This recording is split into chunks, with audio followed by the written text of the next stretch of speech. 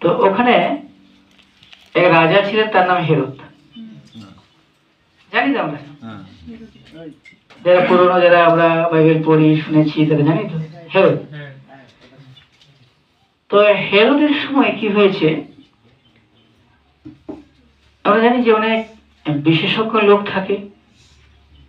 ধরো ডাক্তারের কাছে গেলে একটা বিশেষ, কেউ কিডনি সম্বন্ধে, কেউ হয়তো চোখ, নাক, গলা, এটা বিষয়ে একটা বিশেষজ্ঞ ডাক্তার আছে না? কেউ হার্টের সম্বন্ধে আছে তো। এভাবে আমরা এক বিশেষজ্ঞ ব্যক্তিদেরকে দেখি যে তারা দেখে বলতে পারতো কি হবে।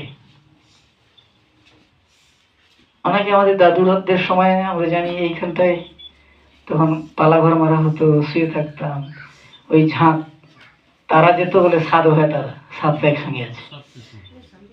কেউ সন্ধ্যার সময় উঠে বলে সন্ধ্যা তারা, রাত ভোর হয়ে যাচ্ছে, এই তারাটা দেখা যাচ্ছে, সুখ তারা বলে না।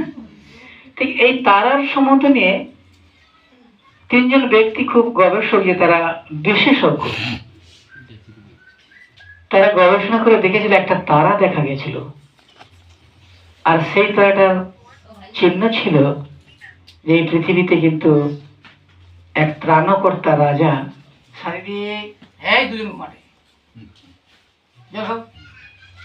আর যে সে তারা দেখে তারা বুঝে নিয়েছিল যে রাজা জন্মেবে, এবং এই তারাটা যেখানে যাবে সেখানে কিন্তু আছে,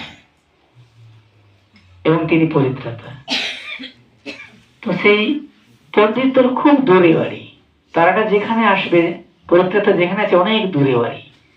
সেটা কত না, কম বেশ পায়ে হেঁটে তখন 1.5 বছর লেগেছিল আসতে। 1.5 বছর যদি হাঁটে তাহলে কতটা রাস্তা, অনেক রাস্তা। তো যখন সেই পণ্ডিতরা ওই তারাটিকে লক্ষ্য করে করে আসছে, তখন কিন্তু যে শহরে রাজাটি জন্মেছেন শিশুটি, সেখানে কিন্তু এসে তারাটাকে আর দেখতে পায় না। তখন সেখানে যিনি রাজামশাই আছেন, তার নাম কি বললো? হেরোদ। তো সেই রাজাকে তারা পণ্ডিতরা এসে জিজ্ঞাসা করেছে যে এখানে রাজা কোথায় জন্মেছে, আমাদের রাজা পরিত্রাতা।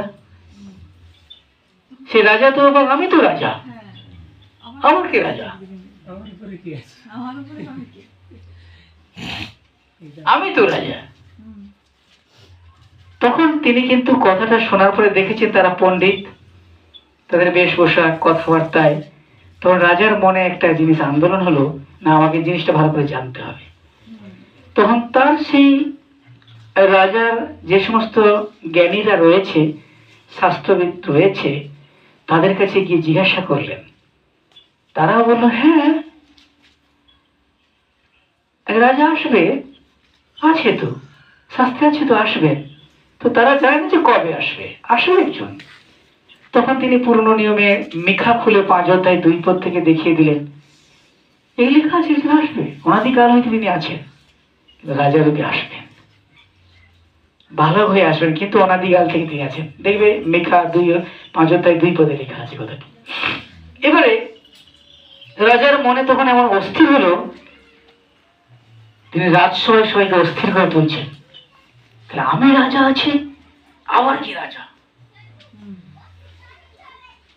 তখন তিনি চিন্তা করে দেখলেন যে না, আমি ওই পণ্ডিতদেরকে ডাকি, বলে পণ্ডিতদেরকে ফাঁকে গোপনে ডেকে নিয়ে বলছে, তোমরা কবে দেখেছো তারা? সময় বলল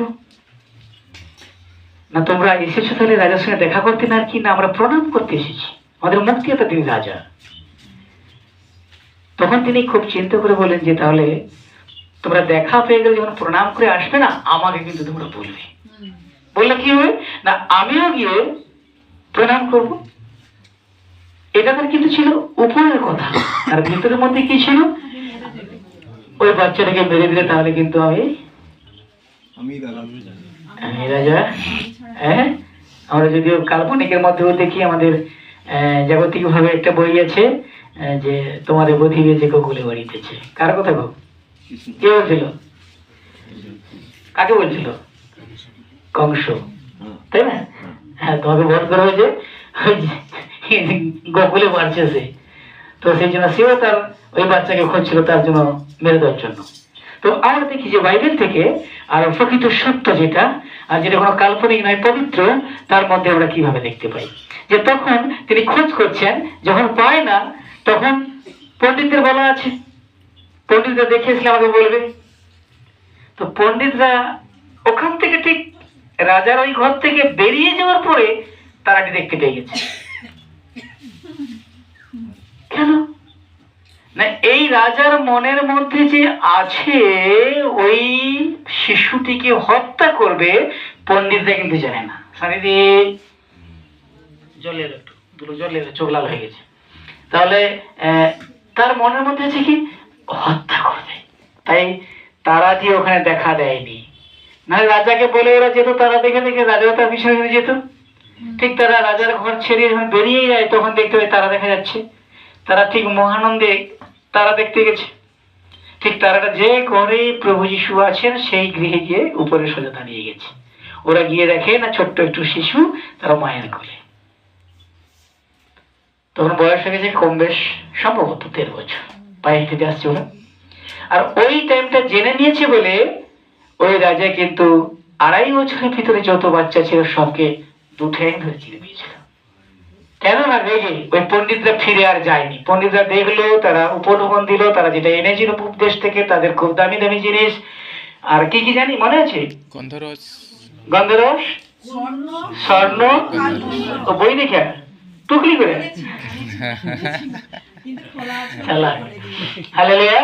তাহলে আমার দিকে তাকে বলতো, বই দিয়ে তাকে বলবো কেন? তো সোনা, গন্ধরস, কদরী তাদের কাছে খুব দামি জিনিস, তারা সঙ্গে